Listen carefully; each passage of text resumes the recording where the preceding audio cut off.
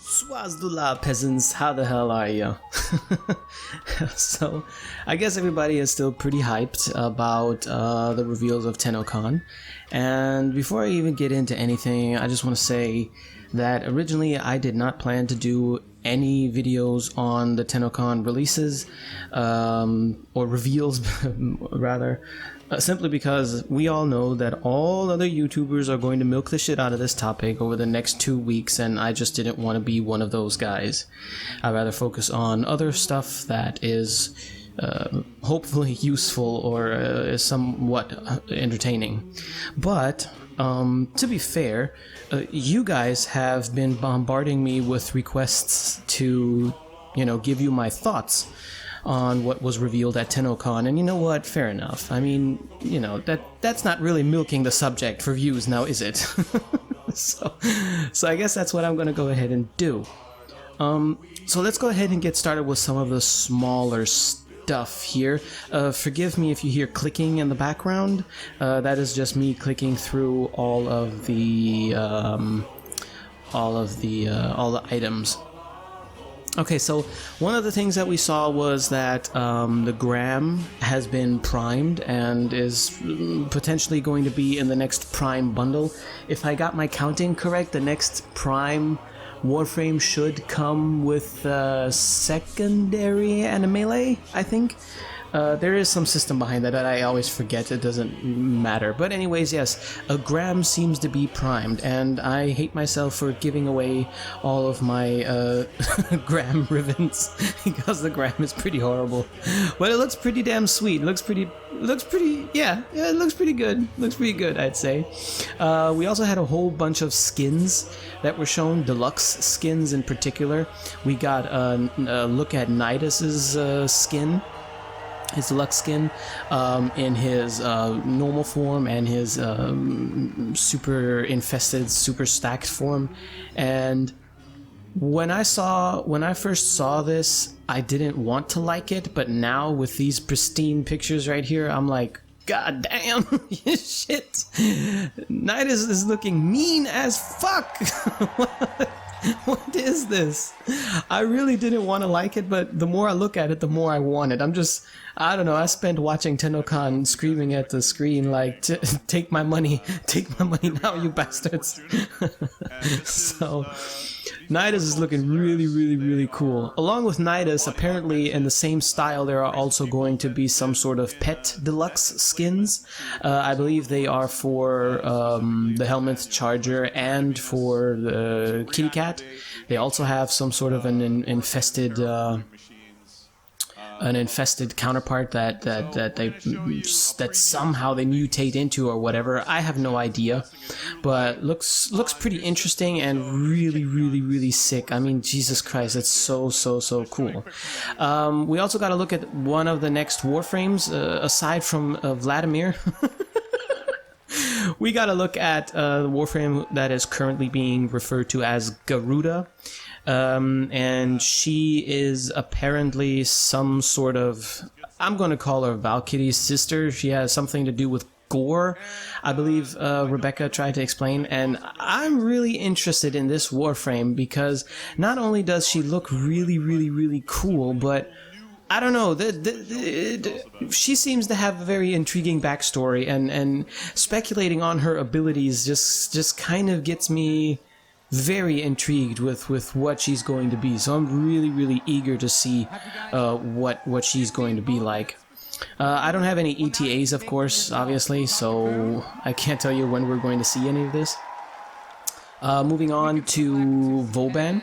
Boobin's deluxe skin was pretty much finished, or presented finished, and I was struggling for a while because I've been looking at that Grax Vauban skin for a while now, and I'm like, I really want to, but I shouldn't, and I waited to see Vauban's deluxe skin. To me, it's a clear win for the Grax, to be honest, but maybe it's your style. I know that Vauban does look sick as hell, but I wouldn't want to run around in this. I imagined it a little bit differently, but really, really good job on all the details and stuff. It looks really, really awesome. So that's Vauban. Then we got Nezu. Somebody in comments I saw typed, Neja is finally becoming a man. The tanks up there, actually. Nope, that's not where the tanks are. Yeah, exactly. God damn. Well, yeah. Judging by everything that I've seen about Neja, I don't like this deluxe skin very much, I think. But I also don't like the way Neja looks right now too much either. But I do like what Neja as a Warframe, so I'm all for it. I'm eager to see what it's going to look like when it's done and implemented in the game. But there's also a whole lot of detail gone into him, obviously. I mean, goddamn, just look at him. He's magnificent. Coming with a bundle, of course, I'm not going to go into. We got Limbo Deluxe Skin.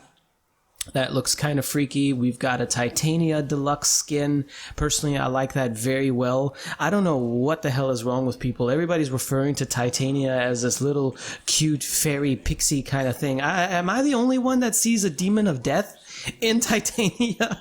And I think that her deluxe concept that was revealed to us really kind of does that demonic vibe justice. I mean, she looks badass. So I don't know about you, but I'm definitely going to get that. Don't tell anybody though. All right, and of course we also got a Nyx Deluxe Skin. You know, when you look at all of these skins, you can see that there's a clear trend, and it kind of makes me question what's going on in DE's mind. Like, what are they planning? Because they do seem to be going in a somewhat uniform direction, right? So like, what do they have up their sleeves for the future? You know, it really makes me wonder. So yeah, Nyx is definitely looking marvelous. And yeah, so we'll see what happens. So one of the other things that we got to take a peekaboo at is a whole bunch of tenno reinforcements, all kinds of stuff. We got new sentinels coming in, we got armor coming in, all kinds of stuff. Right now, I don't want to go into any detail about any of that stuff. The only thing that I'm going to say is that it kind of does suggest that DE is kind of going back to their traditional way of doing things, which I don't know how it is for you, but I personally miss that a little bit. See, back in the day, way before there was a Plains of Eidolon, way before DE was doing these big ass, crazy, insane projects, what they would do is they would have tenno reinforcements every other month or so. Every other month, there would either be a new Warframe on the market, or there would be some kind of a new gun or a new bundle of guns, and it was really one of the driving things that kept me going. Not only did I have to rank up, acquire and rank up so many weapons that I don't even have yet, but they were also being added very, very frequently, so it really kept me very invested and very interested in the game. And I've been playing Warframe full time for 4 years now, so I've been around for a while, okay? And so I really miss that. I'm not saying that they need to step back from what they're doing. I'm just saying that I do kind of miss the way they used to handle things. I think that with these huge big ass problems, they cost resources. They cost a lot of resources and a lot of manpower. I can totally not only imagine, but it was more or less just straight up said to us that a lot of DE staff spend a whole lot of countless nights without sleep, working on all of these projects, making everything come together. It sounds a lot like my situation, actually. And I can really see the hardship that went into all of this stuff, right? But they're kind of forgetting a little bit, or neglecting the smaller detail things, maybe, that are also important, that are partially responsible for making Warframe so good, because the droughts in between big ass updates they're getting bigger and bigger. You know, longer and longer. We're waiting longer times for new stuff to join, well, not to join, but to be implemented in the game. And on one hand, that's great because the wait is worth it sometimes, a lot of times, but on the other hand, it's kind of bad because Warframe does have a bit of a problem with player retention, right? That's no secret. And this might seem a little bit unrelated, but I feel that it is related, because because of the way that Warframe handles its players with how frequent they make new stuff and how they seem to be chasing after the next big thing, and you know, just try to top everything. And I mean, if you look at we had the second dream, which was so far the most insane cinematic quest in the history of Warframe.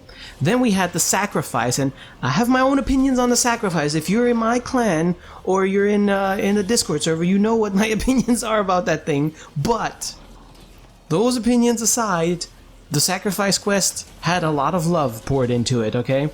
And so that was really great. Then we got Plains of Eidolon, which was crazy, and now we got this crazy open world Venus. All these things are great, right? But I just hope that DE doesn't forget to... I just hope that DE doesn't drift away from what they used to do and just keep those reinforcements coming, because y'all remember when DE Rebecca accidentally said that we got 26 million registered losers? Everybody knows that. Everybody. No matter when you started playing the game, everybody heard of that, right? So what you were saying is that Warframe has 26 million registered accounts, right? Now come on. We all know damn well there ain't 26 million people playing Warframe at the same time. There's no way in hell, right? So right before the release of what was it? The Sacrifice Quest. Right before the release, me and some clanmates were kind of looking at the concurrent player count, the active player count, and it was around 40,000, which is pretty low. And then after it released, it jumped up to 140,000, which is still nothing compared to the number of registered accounts, right? So Warframe does have a bit of an issue with players coming into the game and leaving the game, because it's like, whoa, what the hell is going on and all this, right? And, you know, having these long-ass droughts with absolutely no content releases at all, they don't help. They don't help, you know, and I'm sorry to say, but not all players of Warframe are as passionate as, let's say, I am. Like I said, I've been playing Warframe full-time for 4 years. That means that 99% of my time, of my gaming time, is invested into Warframe. I don't play any other games. Or if I do, it's maybe like for half an hour a month or so, right? So, and just, it's not everybody is like that, you know? And if they're going to, you know, they're going to get fed up within a couple of days and be gone, and that would just be end of story for them. And I just kind of wish that DE would kind of, you know, kind of go back to have maybe like a small dedicated team, if that's even possible. I mean, I'm the last person that's going to try to tell DE how to do their job. Hell no. They know what they're doing, and they're doing an amazing job. I'm just, you know, just expressing a friendly reminder. Guys, don't forget the little shit. Anyways, to get back on point, looking at the Tenno reinforcements and all that stuff that was revealed at TennoCon, it kind of suggests that they might go back to that a little bit. I hope, at least. It would be neat. So let's go ahead and move on to the next topic. Let's go with smaller things, right? So we got the new war. Teaser trailer for the new war. I can't tell you, is this a cinematic quest? I assume it probably will be some sort of a cinematic quest. It will very likely be the continuation of the Sacrifice quest. Yeah, I can talk about it. My feelings about this quest is I don't know. I'm not sure. It makes me a little bit nervous that out of all places that the Sancients were teased outside of a planetary system, that they were out in space. It kind of makes me wonder if this is going to be somehow Archwing related or something. But that doesn't mean that it is. That's just kind of my thought on it. I'm slightly worried. I'd like to see the Sancients invade the solar system and somehow cause a lot of problems that we have to solve with extensive gunfire or whatever. So I'm not going to say too much on it, simply because I don't know what to expect. My hype up phase for cinematic quests has died a long time ago. for no real reason. It's just that I don't get very hyped for cinematic quests, right? So let's move on to the more interesting things that I find extremely intriguing. And that is, for one, Fortuna. So DE made a wonderful, beautiful song, We All Lift Together, which immediately made me think of, do you even live, bro? And Jesus Christ, the music. Am I the only one who noticed the insane skill, love, and effort that went into the soundtrack of this shit? Am I really the only one? Oh my god, that music is lit. And later on in the demonstration, when they took off into the Star Trek mode, those sounds, oh my god. Oh my god. I'm not gonna say what I did, but the name Cephalon Jizo does kind of reference it, okay? Y'all know what I mean. So, I was close. This is so getting demonetized. But yeah, that was really, really nice to see. But taking a look at... I'm just going to go ahead and play the footage and go through it. Having a look at this new faction, this new Corpus-themed faction, I've already forgot the name, what was it, Solaris or whatever? That just really had me going. It seems like DE has taken Warframe lore and depth to another level, and this is something that I've been preaching to the choir for ever. I so wish that Warframe would invest. I even said it in a couple of videos, if you remember, that I wish the DE would give our characters, give our NPCs, give them more meaning, give them more depth, show us some character development and whatnot. And I think that here they really kind of showed that they're capable of doing that. I mean, these characters, not only do they look interesting, but interacting with them seems really interesting as well. It doesn't really feel like a copy-paste Ostron village thing. It does feel a little bit different. I mean, it might also just be me because it's intriguing as a whole. It has a very sci-fi. Well, the whole game is sci-fi, but it has a very the Fifth Element vibe to it, which is something that I really like. It's kind of Fifth Element Judge Dredd type vibe, and it's just really, really good. And no, I don't mean that new bullshit Judge Dredd. I mean the old one from the 90s. Or 80s? Was it 80s? No, it was 90s, I think. I don't know. Could have been 80s. But anyways, that's pretty cool. And then another thing that I even said this in one of my videos too. I think it was top 8 things that could make Warframe better, right? Is craftable makeshift weapons, guns in particular. Apparently that is going to be a thing. We caught a glimpse of that, and I'm really excited about that too. I love crafting. I really, really like crafting. When you have the option to craft your own shit, you go out into, let's say, the plains, or you go out to wherever, and you have to craft, resources, and you can use those resources to build a variety of weapons that are all somewhat okay. That's something that I just really, really like doing. The next thing that was showed, Jesus Christ, learn your English, man. The next thing that was shown was a pet moa. Well, my opinions on pet moas is I don't really care about pets in general. I'm a dog person, so anything that is dog related is cool with me. But regarding these moas, I mean, I don't know. I guess... For me, if pets in general, pets and sentinels in general wouldn't be such sissy pushovers, I'd probably care a little bit more. So this moa right here, it's a nice implementation. I like that they have this as an idea. I like that they're going to add it into the game. I'm definitely going to take a look at it and probably run around with a pet robot chicken. But this is not going to cause me to lose my mind or anything like that. So it's cool that it's there. Let's see here. What else? Alright, the next thing that we saw is a bit of a walkthrough of how bounties are going to work on this new open world. And just look at it. It's absolutely marvelous. It's beautiful. It's really, really badass. Everything is just so amazing. I mean, just looking at it makes me want to just ride out into the distance and check what's around the next corner. It looks so goddamn good.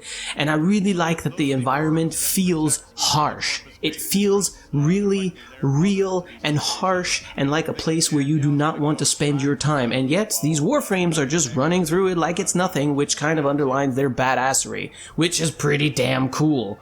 The next thing that I noticed about this here, like everybody else did, is hunting. Apparently, you can track animals and hunt them, and this was probably the first thing that made me completely lose my mind, because it reminded me a little bit of Red Dead Redemption gameplay, and it reminded me of what I really, really hated about the Plains of Eidolon. Don't get me wrong, the Plains of Eidolon were great, but the grind fest was just so goddamn heavy and tedious that it really ruined the Plains of Eidolon for me personally. Maybe you feel different, I don't know. So I'm really, really, really anxious about what DE is going to do with the new Venus open world. We know that it's going to be a hell of a lot larger, and we also do know that there are going to be new resources exclusive to this particular level. But what we don't know is how do you acquire them exactly. Do you have to farm items to farm other items to build items that you need to farm other items that you actually need, or is it going to be a bit of a more straightforward approach? Or is it going to be really interesting, like, as I said, the hunting, the tracking? That's something that I think is really, really good on two fronts. For one, personally, hunting or tracking any kind of animal or whatever and preserving them or whatever their reason is for doing that, I find much more interesting than running around the plains looking for frickin' ore to mine, right? I don't know. I find this version way more interesting. And secondly, it introduces animal life into Warframe, something that a lot of players have actually been crying about for months, actually even since the first open world was teased, right? And I was one of those. I want to see mounts in Warframe. I want to see big ass animals, Horizon Zero Dawn style animals or something like that. I want to see life, right? Because so far the Warframe universe is a little bit void of life, you know, if you think about it. And it looks like the new Venus open world is going to address that a little bit, and I'm super psyched about that. I'm really, really eager to discover what else you can find out there. So that is definitely going to be pretty darn awesome. And speaking of mounts, of course we have hover snowboarding. Oh, come on, guys. Do I even have to say anything? Do I? I think not. But I'm going to do it anyway. So, personally, I'm a passionate snowboarder. I love snowboarding. So naturally, seeing this footage on a hovering, basically snowboard on an icy planet, it made me happy. It really, really made me happy. It looks like a really fun thing to do. It's a nice alternative means of transportation. I kind of hope, I'm pretty sure that is actually going to be a thing, but I hope that Venus is going to allow other forms of transportation, like, for example, your Archwing as well, or maybe you'll be able to use the battleship that I'm going to get to in just a minute, or maybe you're going to be able to use those rovers that have been teased a while back. If we have a variety of transportation, that'll definitely just add in to making it way more interesting. I, for one, can't wait to get on that hoverboard, and you know damn well I'm going to climb up on one of those mountains, any of them, and snowboard down, and I'm going to be SS Tricky and then up, you know what I mean? So it's going to be SSX Tricky up in there. You already know. So let's see, what else did we have here? Of course, we got the spooters. We got the spooters. It actually happened as predicted. That basically the giant ass spiders that they showed on a dev stream at some point are apparently going to be the Eidolon equivalent of Venus. And I don't have any problems with that. New challenges, new enemies are pretty cool. But these, why did it have to be freaking giant ticks? I mean, come on. Come on, it could have been anything else. Actually, I like spiders, so I'm not worried about that too much. But I am definitely intrigued to see how these battles go, and what's the whole deal. And oh my god, it just looks really, really, really, really cool and really, really fun, and it feels like a fresh breath of air. And I hope that it stays that way too, because if you play Warframe as much as I have, and like I said, it's been 4 years and about 4,000 hours, and as you know, the in-game hour counter doesn't count the time you spend in the menu stroking yourself. It counts the time you spend in actual missions, and I'm up to about 4,000 now. So if you spend that much time playing a game, you run out of things to do eventually, right? And this really feels like a very, very welcomed breath of fresh air. So I'm really, really looking forward to all of that, of course. I'm not gonna show you how to beat that yet. And now, probably the most monumental, most mind-boggling thing that they introduced, or teased, better yet, in a really, really, really great demonstration is Star Trek Frame. That's right. I call dibs on naming the damn thing Star Trek Frame. Henceforth, it shall be referred to as Star Trek Frame. You understand me? So, apparently we have battleships now that can be manned by several people. First question that I have about this is, what if I'm solo? Am I going to be able to do this just as effectively, or am I going to have a big fat problem? I assume that DE already knows this issue, and they do definitely have some fix in place. But I mean, if you just look at this is so Star Trek-y. This is... Having an open world for Warframe was one of my biggest dreams for the game, right? You know, every player who is passionate about some kind of a game has some sort of vision for the game that's probably never going to happen. Well, my first vision was an open world. One of the next visions that I had was a freaking battleship. This is cool. This is so cool. Oh my god, I can't wait to get into one of these ships and report to duty, Captain Mimi or whatever, and have clannies and Discord members and whatever, and have everybody just in that ship and fly up into a seamless transition up into outer space and fuck some shit up. I can't wait. I'm so hyped about it. I can't even tell you. I haven't been hyped in a very long time about anything in Warframe. I've been looking forward to a lot of things, but I haven't been this hyped. I'm legit excited about this because it's as if DE read my mind and said, okay, this is pretty cool, let's do this. And this isn't a new idea either. I know that Steve, thanks to A7 Connor, my most trusted Tenno, right-hand man, and someone who tries to be a very, very good friend to me, reminded me about this a couple of months ago. It was right around when Plains of Eidolon came out, I think it was. And he said, Steve did stream this, actually. So, you know, where he made a stream where he showed him actually piloting a ship, and it was all prototype and kind of hush-hush and whatnot. And apparently that idea didn't die, and they really built up on it. And what we see here is like 100 times better than what he demoed back then. I mean, it's magnificent! It's magnificent! Just look at it! Just look at that! I am a sucker for astrophysics. Okay, I'm a big fat nerd when it comes to that, right? What do you think? And everything that deals with outer space and all that shit, I'm just like, oh yeah, you know. And this here is everything that Archwing should have been. I remember back when, back before Archwing was actually a thing, right? DE talked about it, they previewed it a little bit. And the way that they described what Archwing would be like was exactly, or well, very, very close to what you see right here, right now with the Tenno battleship, right? Where there would be like these exciting space battles where you transition between this and that and whatnot. And I thought to myself, God, it would be so awesome. You're running through a Corpus ship, you run into like a group of like 50 soldiers that you can't possibly defeat. You look to your right, you blast through the window, you got that Archwing on your back. You fly outside of the ship and shoot with your Archwing into the ship and just fuck up everything, and then blast an opening somewhere else of the ship and re-enter. Something like that, you know? And what did we get?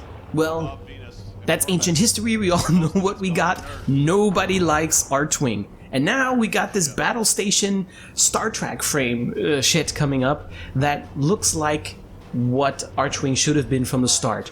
You've got battle stations where people can work together, squads can work together and just really wreak havoc in outer space. This is so Star Wars and Star Trek that I can't even handle it. I can't even handle it. The Jean-Luc Picard puns are going to be real. so, oh my lord, that's so amazing. You got the seamless transition from, at least it looks that way, from the plains of Eidolon, not the plains of Eidolon, but from the planet up into outer space, and then later you can blast your way more or less into the enemy ship. Come on, man, come on. If that isn't lit, then I don't know what the hell is. That is so amazing. It's truly a dream come true. I can't wait for the day my clanmates yell at me to go infiltrate a ship and just destroy everything. And I know who I'm going to do it with too. It's going to be Valkyr. It has to be Valkyr. If it's a Corpus ship, it has to be Valkyr. And if you don't know why, then you don't know Valkyr's backstory. I highly recommend you go read up on it. She is the girl for the job. This is just so amazing. It's so perfect, and it gives us so many things, so many new things to learn and do at once, and really co-op the game. Right now, the game has gone, how should I put this? The quality of random groups has definitely declined, and it happened ever since the goddamn relic change came. Before we had the void keys. Y'all remember void keys? When the longer you stayed, the more you got for your money, basically. You used one key, stayed in there as long as you could, and basically exploited the key. It was kind of an exploit, but also not really, right? What it did was it provoked players to want to stay in a survival mission for an hour or two or whatever, and you would also reap the benefit of it, you know? So it would force younger players that aren't as good to get good, and it would make veterans express camaraderie and really look out for each other, you know, and stuff like that. It really provoked a lot of veterans. That's why a lot of people that are really, really good Warframers right now are people who've been playing for years, and not these rank 24 people who have 300 hours on the game. Dude, if you don't have at least 1,000 hours on the game, I don't want to say you should shut the fuck up, but you should shut the fuck up. I mean, no offense at all. And I think that this system right here is going to bring that back a little bit. At least I hope it does. That's my hope for it, because this is highly team coordinated. You have to be able to work together. You have to be able to communicate. Just like you had to back in the day when you wanted to do a 1 hour T4 survival run or something. You had to coordinate. You had to listen to the most knowledgeable person in the group and follow their instructions dynamically in order to survive, because only by working together you could survive. And that's what this battleship stuff here kind of suggests. I could be totally wrong, and it could be totally easy and soloable and be kind of boring and whatnot. Maybe. But from what I can tell, it looks like it's going into a really, really good direction. Either way, I'm super hyped about it. I can't hold that hype back. I'm sorry. I try to, but I can't. It's just too glorious. So, Star Trek frame. Yeah, I'm really, really hot about that. Okay, so that's it, guys. This video is really, really, really, really long. I'm very sorry about that. Actually, no, I'm not sorry. But you guys asked me for my 2 pennies on the subject. There you have it. Those are my thoughts on it. Feel free to share all of your thoughts in the comment section, or just pop over to our Discord server and chat with us there. There's no reason to be shy. I know that depending on what time of day you join the Discord server, that the chat might seem a little bit weird. You'll know what I mean when you get there, but trust me. Trust me. Everybody there is super, super, super nice and friendly, and by God, if you have a problem, you will receive help. And not only in game, but also real world problems. If you're if you have any kind of issues and you just need a shoulder to lean on, or just need to talk to somebody, or you just don't want to be alone or whatnot, Ashisogi Tenno is the place to go. I shit you not. It has been for a little over 3 years, and I hope that it will continue to be that way, and so far, I haven't been disappointed. I'm super proud of those guys. If you do decide to join the server, god damn it, click on the green check mark right below the damn rules. It's not rocket science, man. You just have to click on OK. Read the rules. If you accept them, click on the damn question mark. Not. There is no question mark on the check mark. Just click on it. It's not rocket science. Jesus.